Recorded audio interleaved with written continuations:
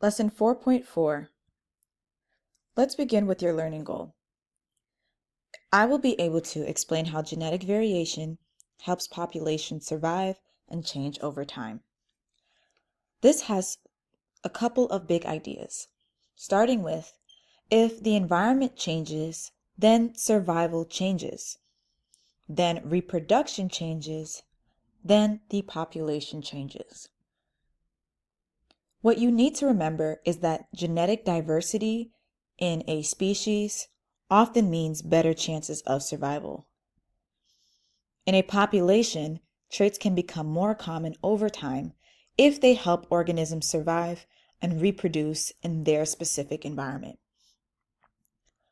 So, how do populations evolve over time? Starting with, variation exists. So, individuals in a population have different traits. Then an environmental factor or pressure comes along.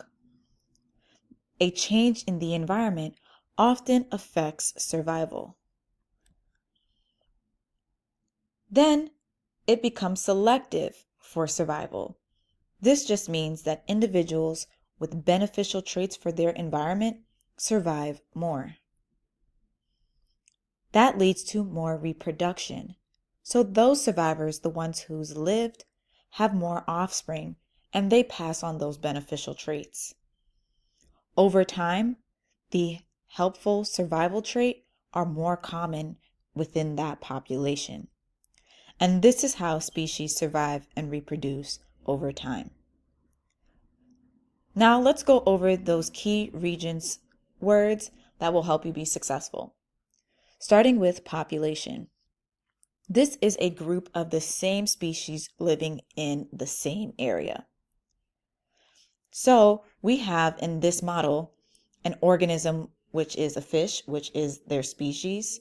Their population is all of the fishes in that species. And then the community is different types of animals around them. Next, we have variation.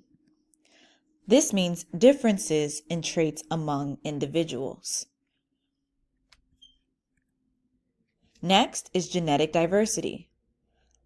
This means many different alleles in a population, so there are more options for survival. In this model over here, you can see that within species A, they have different variations of colors. But we can see that between different species as well, it's the same thing. There's also different variations of colors. And the more variations, the better chances of survival. Trait frequency means how common a trait is in a population. And this typically means percent. So in this case, what we have is more of a certain color of one trait. So what it literally looks like. Then we have the gene frequency. So we're specifically talking about what the DNA looks like when we test it. And that is our gene frequency. So how common are these different traits are in the population? Next, selective pressure. This is something in the environment that makes it harder for survival. In this case, the selective pressure is the green chameleon, and it's eating the green bugs because they probably stand out more and they're easier for it to see. So over time, this selective pressure of them eating the green ones would lead to the brown ones living because they're not being eaten and surviving more. So the population over time changes because the brown one had the favorable trait of not being attractive to the chameleon. This leads on to natural selection, when a helpful trait becomes more common because the survivors reproduce more. So let's take a look at this Regents level case study. The problem is cheetahs today have very low genetic diversity. And that just means that genetically they're very similar.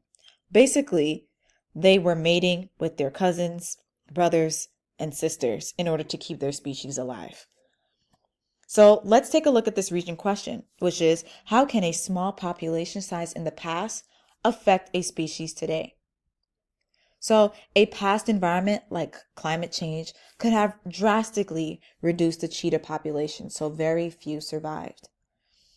Now, today, the population shows low variation, so they're very genetically similar and they have few differences in their alleles. That low variation can increase the risk if a new disease appears. So if a disease appears in the cheetah population that kills one of them, it's very, very likely that it can wipe out many of the cheetahs. Filling out this cause and effect model, let's begin with an environmental factor causes only a few cheetahs to be alive. Then those survivors' genes get passed on to more future generations of cheetahs. But low genetic diversity causes more inbreeding. And finally, with fewer resistant alleles, diseases or an environmental change can harm more of the population. So it could be very negative without a lot of genetic diversity.